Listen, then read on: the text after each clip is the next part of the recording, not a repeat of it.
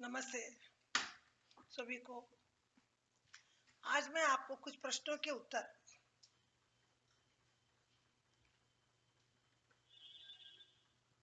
एक बार पुनः उत्तर को कैसे लिखना है इसके बारे में देखिए। जैसे आपके पास मैंने क्वेश्चन दिए हैं, कुछ क्वेश्चन को चॉइस किया है। कवियत्री मीराबाई का जीवन परिचय अपने शब्दों में लिखिए और कवि परिचय के माध्यम से एक क्वेश्चन आपको कंपलसरी रहेगा और ये बहुत लिखने में भी आसान है, पर इसको आप अपने पॉइंट के माध्यम से अगर लिखे तो आपको ये क्वेश्चन बहुत ही या उत्तर बहुत ही लिखने में आसान होगी। देखिए, यानी पॉइंट टू पॉइंट भी लिखे 1 नंबर, जैसे उनका जन्म किस सन में हुआ, किस गांव में हुआ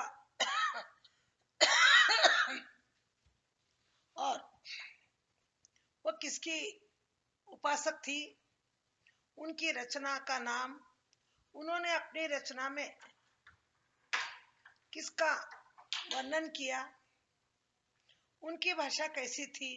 ये पॉइंट अगर आप नोट करके उसके आगे आंसर लिखे तो आपका कोई परिचय सुंदर तरह से समझ में आएगा और लिखने देखने वाले को भी बहुत अच्छा लगेगा।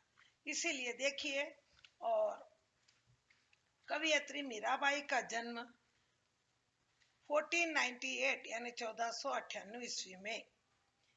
अब उसके बाद में इसकी प्रसिद्ध आप किसकी उपासिका थी, तो सर्वश्रेष्ठ व कृष्णोपासक, कृष्ण की उपासिका थी।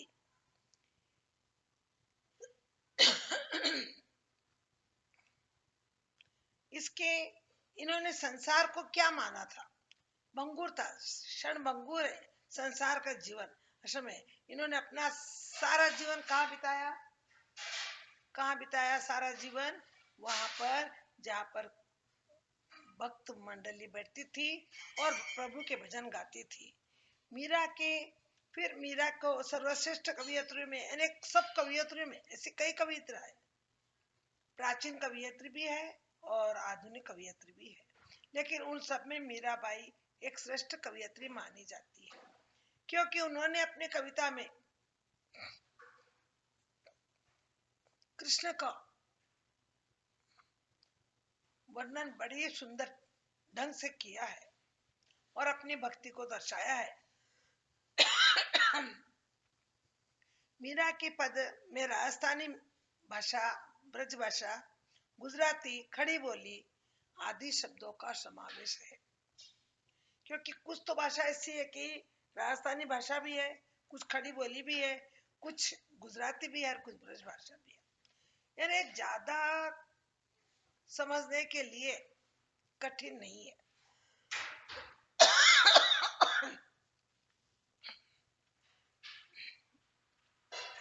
तो देखिए, इसकी खड़ी बोली और इनकी लास्ट में लिखना है, इनकी मृत्यु सन 1573 में हुई। और भी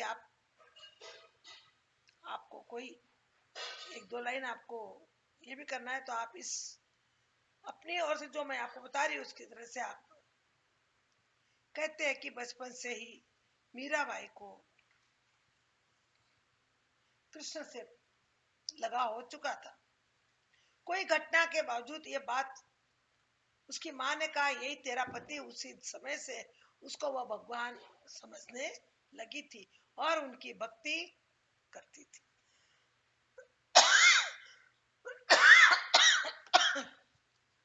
इस तरह मीराबाई का वर्णन आपके समक्ष हुआ। दूसरा आपको क्वेश्चन दिया गया है, 4 मार्क्स का क्वेश्चन है, रैदास जी ने ईश्वर की तुलना किस किस से की है। तो यहाँ पर देखिए,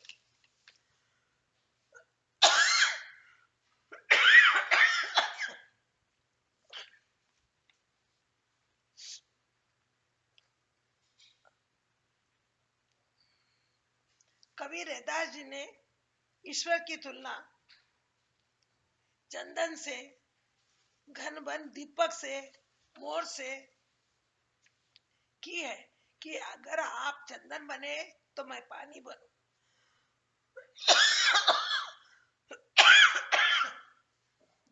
दूसरा घन बन आप दीपक तो मैं बाती बनूं आपकी। मोर जैसे आप मुझे दिखाई दे तो मैं मोर के समान नृत्य करूं। इस प्रकार रविदास जी ने ईश्वर की तुलना इन लोगों से की है। एक क्वेश्चन जिसका ध्यान रखना है आपको कि भ्रूण हत्या रोकने के लिए हम क्या क्या कर सकते हैं। आप आज 10वीं कक्षा के बच्चे हो, इस भ्रूण हत्या को रोकने में आपका बहुत योगदान हो सकता है। तो क्या योगदान देना है आपको, क्या आप मदद करोगे? इसके लिए देखिए, भ्रूण हत्या रोकने के लिए हम निम्नलिखित उपाय कर सकते हैं। आपको बताया गया है, सबसे पहले तो हमें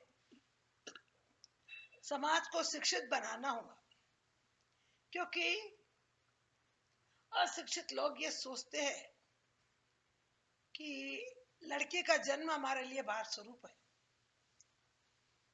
तो उन्हें पहले शिक्षित करना, शिक्षा का महत्व बताना और बालिकाओं को शिक्षित करना। प्राचीन समय में ऐसी बहुत प्रथा थी कि लड़कियों को पढ़ाना उचित नहीं समझते थे, इसीलिए वो अपना अधिकार कुछ समझती नहीं थी। वो चार दीवारी में बंद होकर एक गाय के समान अपना जीवन बिताती थी। तो वैसे समय में उनको अपने पैरों पर कैसे खड़े होते हैं, इसके लिए उनको बालिकाओं को शिक्षित करना होगा। लिंग भेद का विरोध करना होगा। जो समाज के अंदर लिंग भेद, लड़का और लड़की में जो लोगों के अंदर मान्यता है कि लड़का हमको बड़ा होकर हमारा सहारा बनेगा, लड़की पराया घर की है, ये भेदभाव रखकर माता पिता क्या करते हैं, वो भ्रूण हत्या करते हैं। तो उनको बताना कि दोनों हमारे लिए दोनों भी बराबर है। इसीलिए बालिकाओं को शिक्षित करना, लिंग भेद का विरोध करना। कोई छोटा नहीं है, कोई बड़ा नहीं है, इसका हमें पूरा ध्यान रखना है। दहेज प्रथा को जड़ से हटाना होगा। और सबसे बड़ी भ्रूण हत्या का मुख्य कारण हमारी दहेज प्रथा। इन दहेज प्रथा के कारण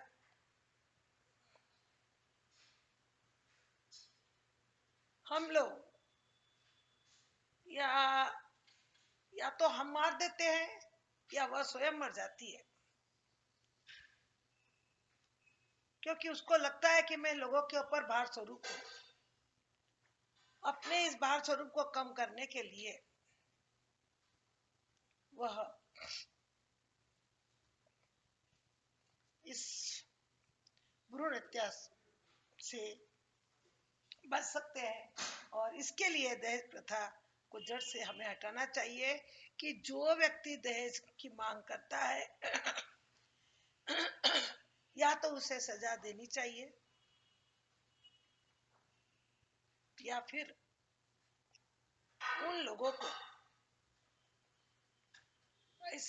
ऐसा सबक बताना है कि वह लड़की भी अगर ऐसे लोगों से जो दहेज लेता है उनके घर में वो जाना नहीं चाहती है।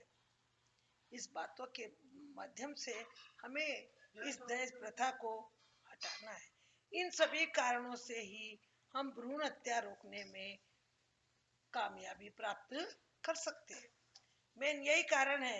एक तो लिंग भेद, बालिका को अशिक्षित होना, समाज में नर और नारी में भेदभाव होना, और सबसे जड़ है दहेज प्रथा। जिस दहेज प्रथा के माध्यम से हम लोग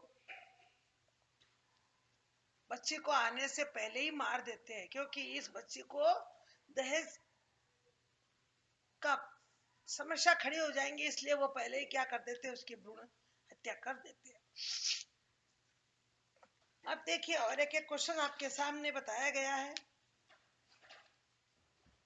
प्रेम जल किसने दिया है? बड़ा ही लघु आंसर है इसका।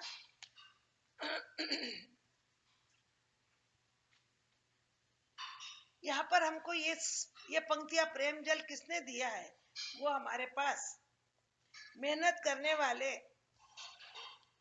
कण कण का अधिकारी का अंदर बताया गया है कि जल उस प्रेमिक को दिया है, उसी को देना चाहिए। असल में एक क्वेश्चन का पूछने का भी उनका थोड़ा, यानी ऐसा क्वेश्चन पूछे कि अर्थात मेहनत करने वाले कोई हमेशा आगे बनना चाहिए, यानी जो मेहनत करता है उसे ही प्रेम जल दिया जाना चाहिए। एक क्वेश्चन यहाँ पर आपको फिर से लेखक परिचय का बताया गया है। विष्णु प्रभाकर जी का जीवन परिचय अपने शब्दों में लिखिए। मैंने पहले कहा आपको एक लेखक और एक कवि परिचय और एक लेखक परिचय। ऊपर आपको आ गया था कवि परिचय, अब आपको विष्णु प्रभाकर जी एक लेखक थे, उनके बारे में हमको 4 लाइन लिखना है। विष्णु प्रभाकर जी का जन्म 1912 में हुआ। वह आदर्श प्रेम व्यक्ति थे। इन्होंने प्रेमचंद परंपरा को आदेशोन्मुख यथार्थवादी लेखक आदर्श प्रेम भक्ति का अर्थ क्या है, बहुत आचरण का सही ढंग से पालन करते थे, क्योंकि उन्होंने अपना जीवन बहुत गरीबी में बिताया था। कैसे उन्होंने अपनी पढ़ाई की और कैसे वो एक से लेखक बने, ये कवि परिचय के माध्यम से आपको मालूम है। और यह गृह आंदोलन घर में इनका लिखा हुआ आवारा मसीहा नामक रचना के लिए इन्हें सोवियत महानेहरू पुरस्कार से सम्मानित किया गया है। यानी कौन सी किताब, आवारा मसीहा, उसके लिए इनको नेहरू पुरस्कार से सम्मानित किया गया था। भारत सरकार ने इन्हें पद्म भूषण सम्मान से सम्मानित किया। इनका देहांत सन 2009 में हुआ। 2009 में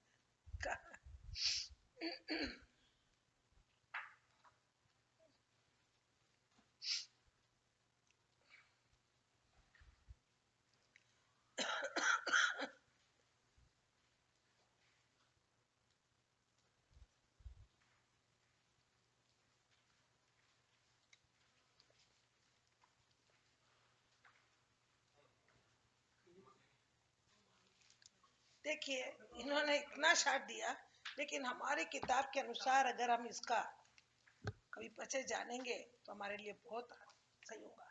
प्रेमचंद का जन्म एक गरीब घराने में काशी में 31 जुलाई 1980 में हुआ था। अच्छा, इसका हमें लिखना है कि विष्णु प्रभाकर जी का बताया था आपको, तो प्रेमचंद का 31 जुलाई 1880 को हुआ। इनका असली नाम धनपत राय श्रीवास्तव था। इन्होंने ट्यूशन पढ़ाते हुए, मैट्रिक तथा नौकरी करते हुए बीए पास किया। इन्होंने लगभग 1 दर्जन उपन्यास और लगभग 300 कहानियां की रचना की। ये प्रेमचंद का मैं बता रही थी आपको। इन्हें उपन्यास सम्राट भी कहा जाता है। इनकी कहानियां मानसरोवर शीर्षक से 8 खंडों में संकलित है। गोदान गबन, सेवा सदन, निर्मला, कर्मभूमि, रंगभूमि, कायाकल्प, प्रतिज्ञा, मंगलसूत्र आदि इनके प्रमुख उपन्यास है। ऐसे तो कई उपन्यास लिखे इन्होंने, लेकिन जो सर्वश्रेष्ठ माने गए, जो प्रमुख है, जो बहुत ही ज्यादा प्रचलित है, जो समाज के अंदर बहुत ऊंचा स्थान प्राप्त कर सके उस उपन्यासों ने, इसके लिए वह प्रमुख है। इनकी प्रमुख कहानियों में पंच परमेश्वर, बड़े घर की बेटी, कफन आदि प्रमुख है। इनका निधन सन 1936 में हुआ था। निधन यानी बताई थी मैं आपको, मृत्यु, मरण, मौत, इसका। अब देखिए इसी के साथ हमारे पास एक विष्णु प्रभाकर जी का भी आपको बताया गया था। तो विष्णु प्रभाकर जी कवि का परिचय आपको भी बताती हूँ, उसका भी ध्यान में रखिए।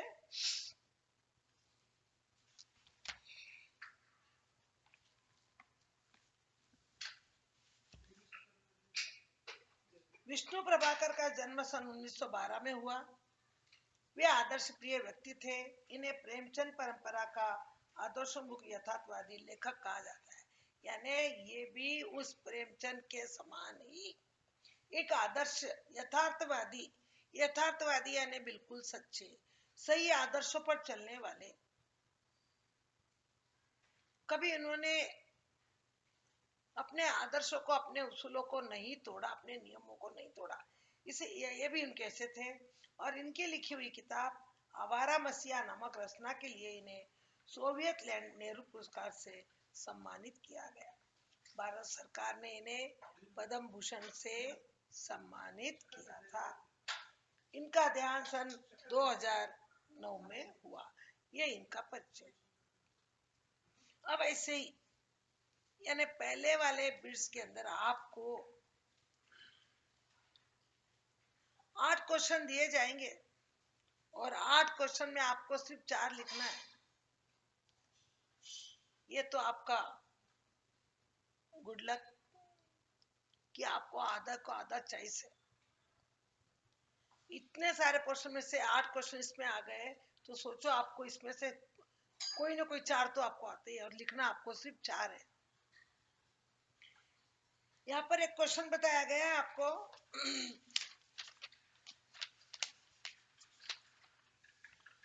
अब्दुल कलाम के अनुसार हम भ्रष्टाचार मुक्त कराने के लिए क्या क्या कर सकते हैं। ये जो हमारे समाज में भ्रष्टाचार चल रहे हैं तो उसके लिए हमें कैसे आंदोलन की आवश्यकता है, क्योंकि आज का बालक कल देश का नागरिक बनेगा और आप इस समस्या को अब समाधान कर सकते हो। इसीलिए क्वेश्चन अब्दुल कलाम को मुक्त कराने के लिए आंदोलन में आवश्यकता है, तो वो कैसे करेंगे। भ्रष्टाचार मुक्त कराने के लिए भयानक आंदोलन की आवश्यकता है। यह आंदोलन घर और विद्यालय से आरंभ करना होगा।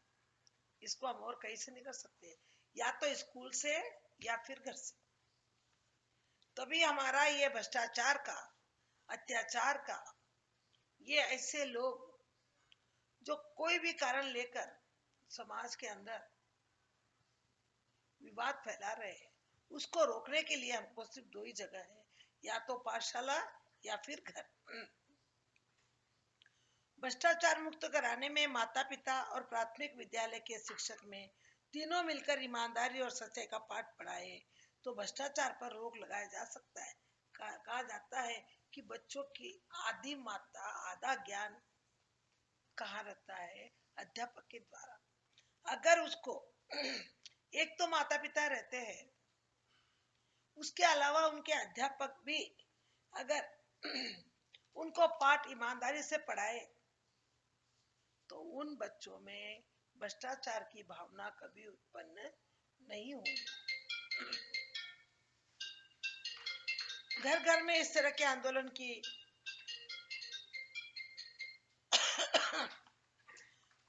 की बहुत ही जरूरी है, क्योंकि अगर ये लोग इस तरह से आंदोलन को चलाते रहे तो हो सकता है ये समाज में छाया हुआ भ्रष्टाचार मिट सकता है। अब देखिए इसमें आपको और एक क्वेश्चन दिया गया है।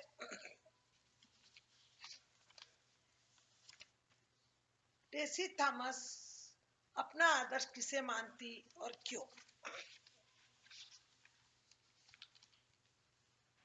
टेसी थॉमस अपने आप को जो बनी है वो, उसका श्रेय किसे मानती थी वो। टेसी थॉमस अपना आदर्श एपीजे अब्दुल कलाम को मानती थी। आज मैं जो भी कुछ हूँ, जिस स्टेज पर हूँ, जहां मुझे मान्यता मिली है, उस सब का कारण है एपीजे अब्दुल कलाम। आज मेरा आदर्श, मेरा जीवन इतना उच्च बना, महान बना, उन सबका श्रेय मैं किसे देती हूँ? देसी एपीजे अब्दुल कलाम को।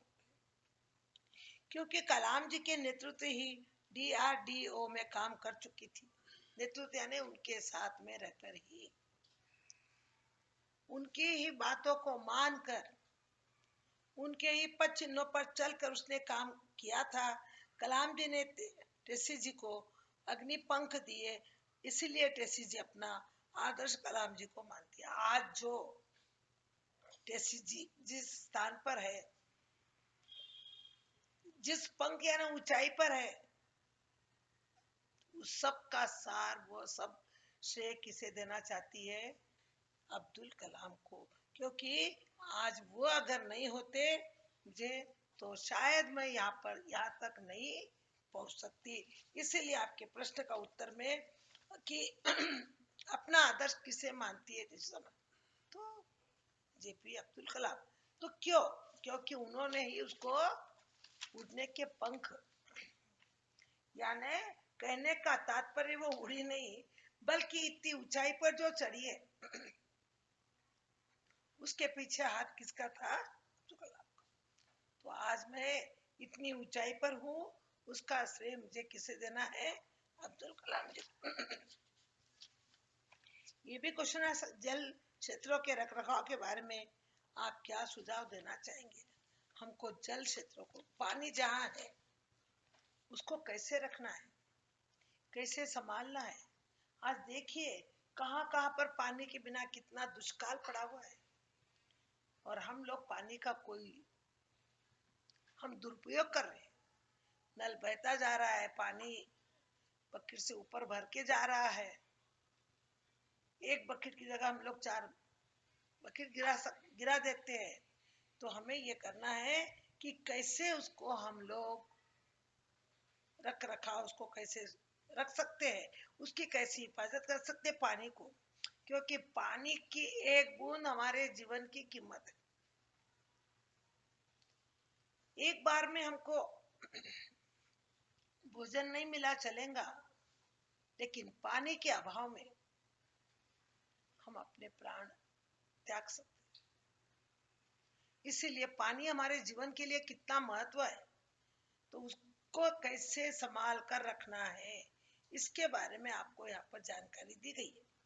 जैसे वर्षा के पानी को इकट्ठा करना चाहिए।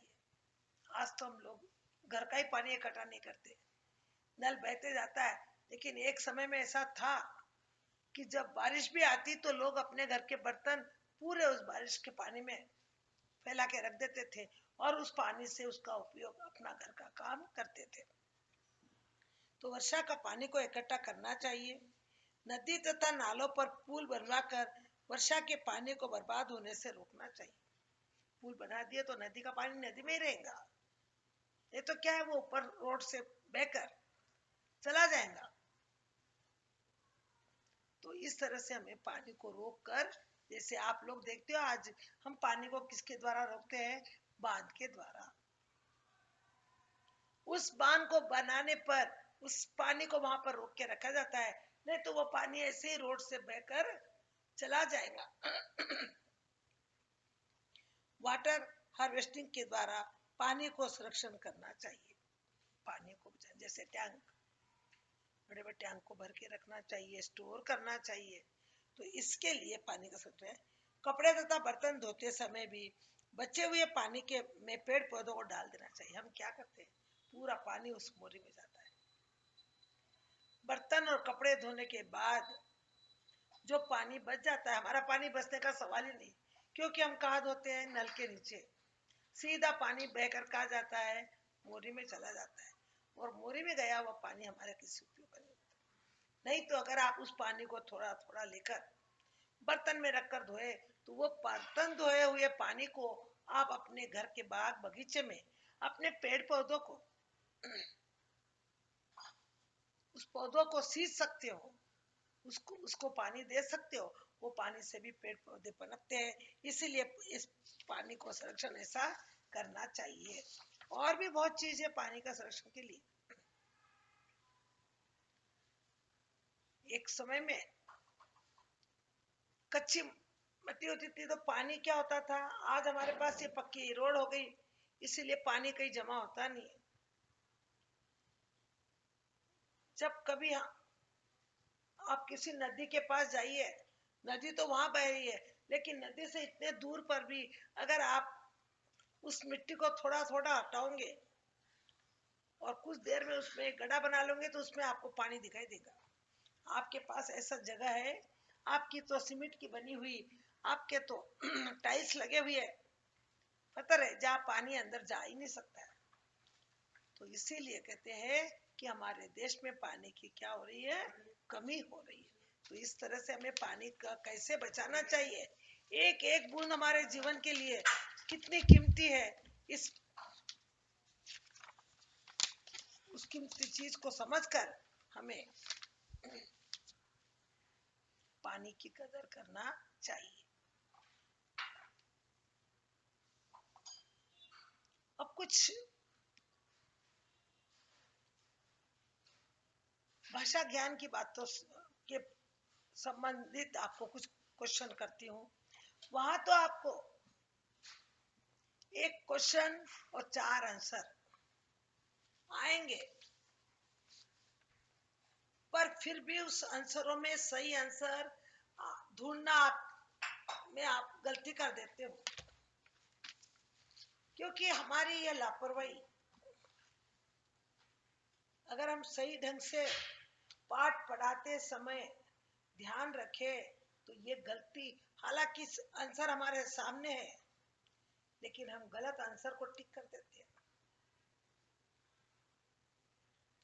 Choose the correct answer. 4 answer is there, 1 right, 3 wrong. Which one wrong, which one right? Only show this one. तो देखिए इतना अच्छा आपको चांस मिला है, फिर भी आप अपनी लापरवाही से या अपनी अश्रद्धा से आप इतना अच्छा 20 मार्क्स का question objective type part B जिसको आप खो देते हो। अब देखिए बिजली की रोशनी रात के तम को दूर करती है, ये आपको मैंने पहले भी बताया था। और इसके अलावा तम का अर्थ मैंने आपसे पूछा था, आप लोगों ने उत्तर भी दिया था। तम का अर्थ है अंधेरा। ध्यान रखने की बात यही है कि हमें व्याकरण और भाषा की बात का क्वेश्चन आंसर सब कुछ अच्छी तरह से समझना हमारा जरूरी। अब देखिए स्त्रियां जल भरी घघरी लेकर जा रही है। अब जल शब्द का अर्थ पर्यायवाची शब्द बताइए। आपके आंसर में देखिए धरती भूमि, बी में चंद्र शशि, और सी में नीर पानी, डी में सूर्य दिनकर। अब आपको अपना माइंड लगाना है। जल का पर्यायवाची शब्द मैंने आपको एक बार नहीं अनेकों बार, पर्यायवाची शब्द किसका भाववाचक रूप, किसकी संज्ञा, कौन सा विशेषण है, कौन सा समास है, कौन सा संधि शब्द है, ये मैं आपको बताते रहती हूँ। पर अगर आपने उस बात को ध्यान दिया तो यहाँ पर इस पार्ट बी में ऑप्शन में दिए हुए आंसर में आप कभी रॉन्ग नहीं करोगे। अभी तो मैं बताती हूँ जल का पर्यायवाची शब्द आपको नीर और पानी। अब याद रखना जब क्लास होगा तो मैं आप सभी को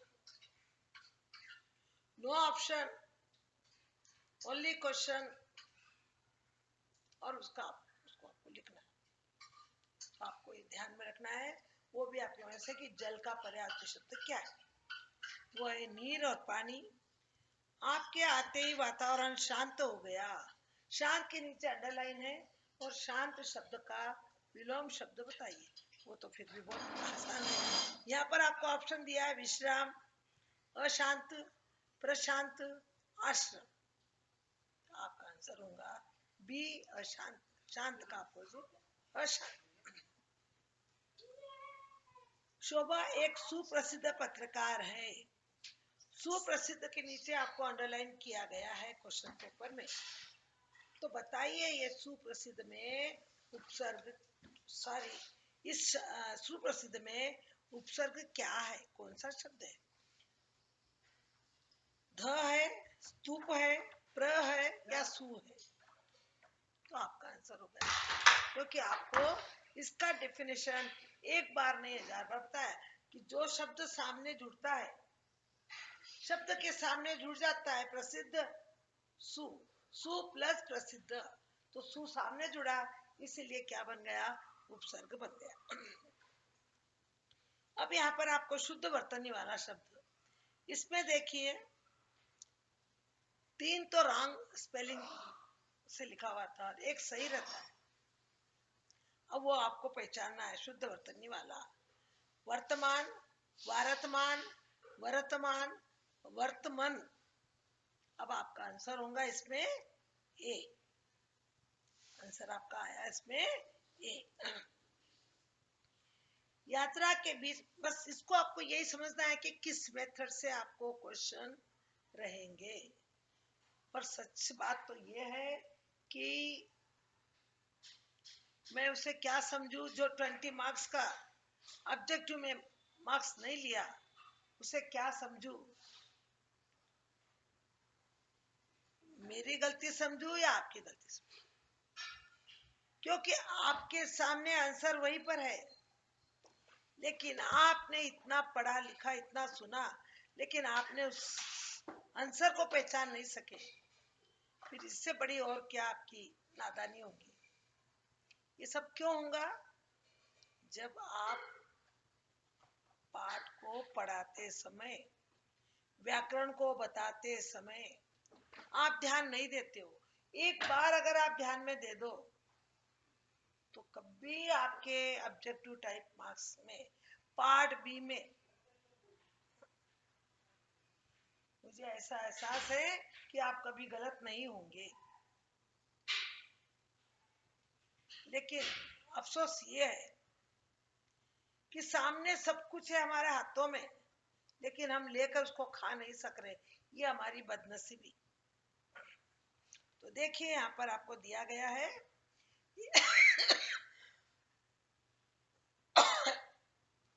यात्रा के बीच बीच में तालाब भी मिलते हैं। अब इसमें पुनरुक्ति शब्द समझाइए।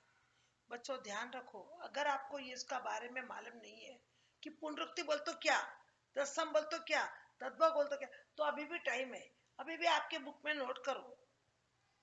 जो जो डाउट है आपको टीचर इसको वापस हमको एक्सप्लेन करो, क्योंकि डेफिनेशन नहीं आएगा तो आप आंसर नहीं लिख सकते। और भाषा की ज्ञान में सिर्फ डेफिनेशन की पर डिपेंड है। जिसको आपको मालूम है कि काल कितने होते हैं, 3, तो वर्तमान काल कौन सा है, भूतकाल कौन सा है, भविष्य काल कौन सा है, तो आप कोई भी आंसर आपके सामने आया तो आप लिख सकोगे। लेकिन आपको यही मालूम नहीं काल यानी क्या, तो आप कितना भी सर फोड़ लो आप नहीं लिख सकोगे। इसीलिए अभी भी आपको अवसर है, अभी भी आपको टाइम है। जो जो शब्द, जो जो व्याकरण आपको समझ में नहीं आया, उस व्याकरण को आप नोट करिए अपने क्लास वर्क कॉपी में। और अभी आपका ये फिर 2 में भी शायद एक भाग बाकी है। मैंने 2 भाग में आपको एग्जाम लिया था, तो आप उसके लिए भी अपनी तैयारी, जो पोर्शन दिया गया था उसी के आधार पर आप उसको करेंगे, ताकि आपको उस एफए के मार्क्स में भी अच्छे मार्क्स मिलेंगे और आपकी उन्नति और बढ़ेगी।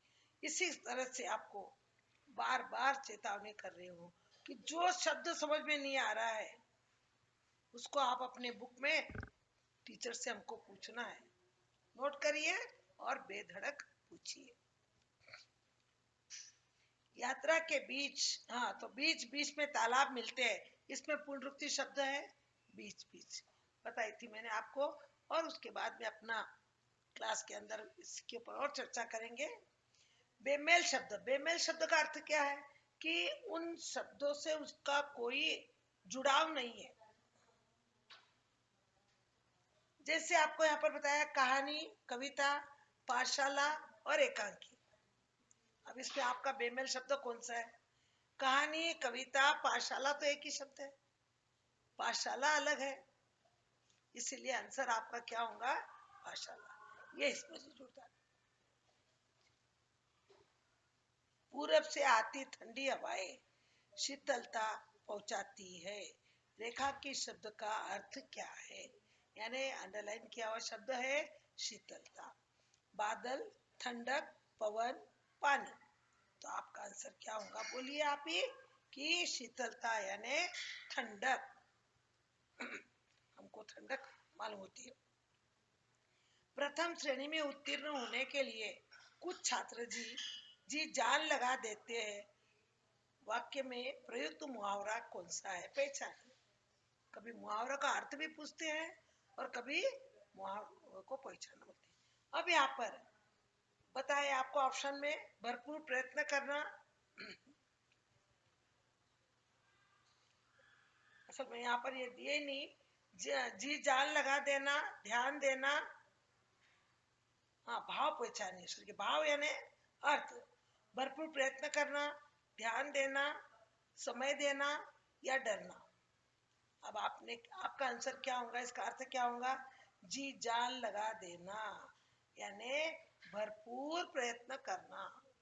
रात और दिन एक कर दिया आपने पढ़ाई के लिए, प्रथम श्रेणी में पाने के लिए, तो भरपूर खूब प्रयत्न करना। जानने की इच्छा रखने वाला, इसके लिए एक शब्द पहचानिए। यानी एक वाक्य में दिया है, वन वर्ड में आपको उत्तर देना है। इच्छुक, जानलेवा, सीखने वाला या जिज्ञासु। अब जानने की इच्छा रखने वाला है, आपको होना आंसर आपका इसमें जिज्ञासु। जानने की इच्छा रखने वाला जिज्ञासु। परीक्षा की चिंता में रात भर नींद नहीं आई। ये इसका तत्सम शब्द बताइए कि रेखांकित शब्द में नहीं दिया है, लेकिन हमको बताना है। नींद का तत्सम रूप है, यहाँ पर आपको बताएंगा। नींद के नीचे अंडरलाइन करना था, करें नदी, नृत्य, निंद्रा, नाश्ता। नाश्ता तो इसका नींद का तत्सम रूप है निंद्रा। शेर जंगल में रहता है, रचना के आधार पर वाक्य का प्रकार पहचानिए। यानी देखिए, तीन तरह के सरल वाक्य, निश्चित वाक्य और संयुक्त वाक्य। इसका डिफिनेशन मैंने आपको बताया था, और आपको अगर डाउट है तो आप अपने बुक पे नोट कर लीजिए, हम उसके बारे में एक्सप्लेन वापस करेंगे। और दीजिए, आप बताइए शेर जंगल में रहता है, यह कौन सा है? मिश्र वाक्य है, सरल है, साधारण है, संयुक्त है? यह है सरल। शेर जंगल में रहता है और या कुछ आया इंतु तो दो वाक्य जुड़े तो वो संयुक्त वाक्य होता है। और जब और तब वो आता तो मैं जाता, दो वाक्य जिसमें जुड़ते हैं वह मिश्रित वाक्य होते हैं। वह आता तो मैं जाता, इसको बोलते हैं मिश्रित। आप राम और श्याम मेरे घर आए, तो ये क्या है? ये संयुक्त वाक्य है। और दो लोगों का, राम आया मेरे घर, श्याम आया मेरे घर, लेकिन और लगने से ये संयुक्त वाक्य हो गया। इसी तरह से ये आपके क्वेश्चन ये हमने पाठशाला में हिंदी प्रथम दिवस मनाया। काल पहचानिए। काल यानी काल कितने होते हैं? आपको बताई थी मैंने, काल कितने होते हैं? तीन, भूतकाल, वर्तमान काल, भविष्य काल। तो बताइए, ये हमारी पाठशाला में हिंदी दिवस मनाया, तो अब इसको कौन सा काल बोलेंगे आप? भूतकाल। मनाया जिसके अंदर काम हो गया, उसे उसको कहते हैं भूतकाल। जिसमें काम अभी चल रहा है उसको कहते हैं वर्तमान काल। और जिसमें अभी काम चला भी नहीं, शुरू भी नहीं हुआ, उसको बोलते हैं भविष्य काल, फ्यूचर। तो इस तरह से आपका ये मैंने सैनिकों को लौटने का आदेश दिया। रेखांकित शब्द का वचन बदलिए, सैनिकों का। सैनिकों का, अब आपको इसको, ये सैनिकों क्या है, बहुवचन हो गया, इसका वचन बदलिए। तो आपका आंसर है सैनिक, सैनिका, सैनिकी, सैनिके। तो आपका आंसर है नंबर 1 सैनिक। सैनिकों बहुवचन हो गया, वाक्य में आता है। रियल में सैनिक को अगर बहुवचन बदलो बोल तो सैनिकों ने, वाक्य में उसका बदलता है। तो यहाँ पर इसका आंसर है सैनिक। रेल यात्रा बड़ी आनंदमय होती है। रेखांकित शब्द का विग्रह कीजिए। यानी 2 शब्दों में, रेल जैसी यात्रा, रेल द्वारा यात्रा, रेल की यात्रा, यात्रा की रेल। अब बताइए आप रेल यात्रा को विग्रह करने पर क्या होगा? रेल द्वारा यात्रा, ये आपका आंसर। देखिए बच्चों, इस बात को जरूर जरूर ध्यान रखिए।